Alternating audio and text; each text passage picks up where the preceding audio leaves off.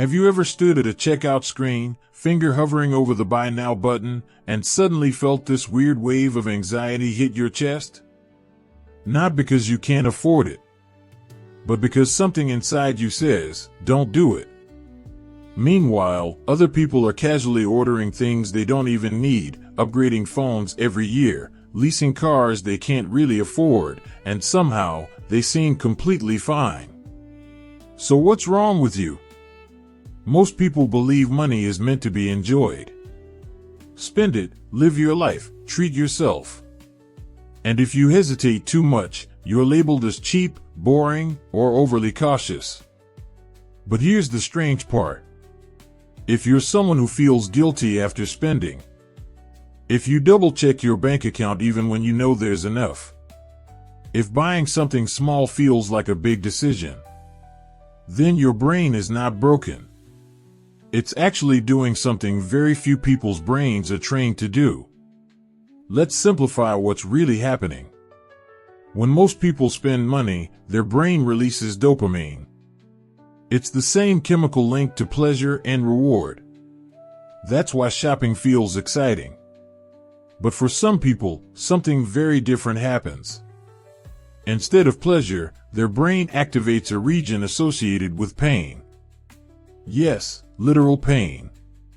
So while someone else feels a reward when they spend $100, you might feel a subtle threat signal. Not loud, not dramatic, but enough to make you pause. This is why a simple purchase doesn't feel simple to you. Your brain is wired to ask, what will this cost me later? And here's where it gets even more interesting.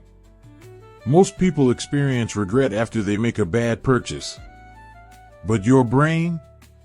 It simulates the regret before you even spend the money.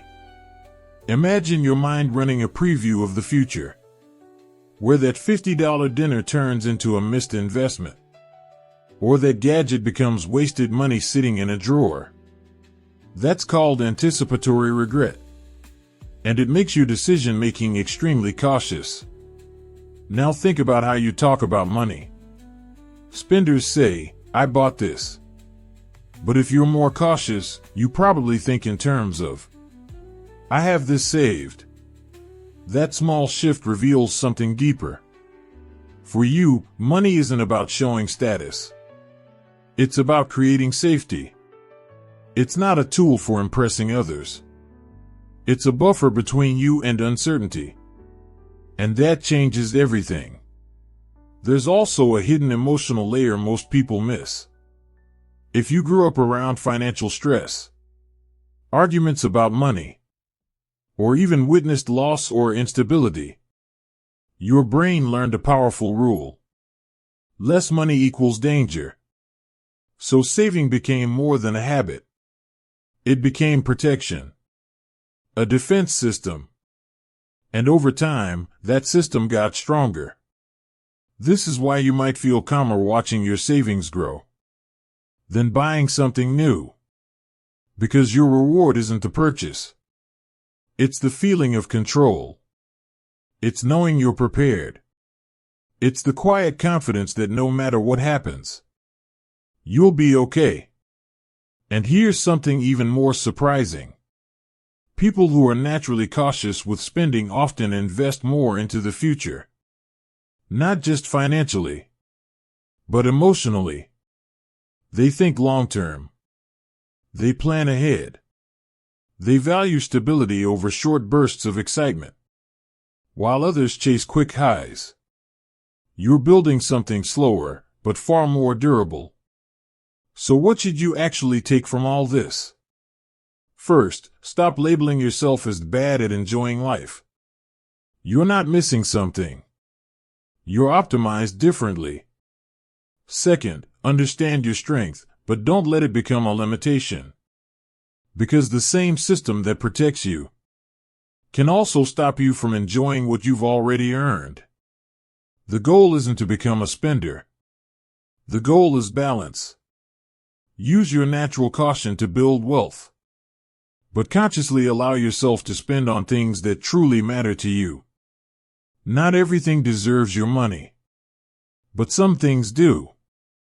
And learning that difference is where real control begins. At the end of the day, the world is designed to make you spend faster, think less, and chase the next thing.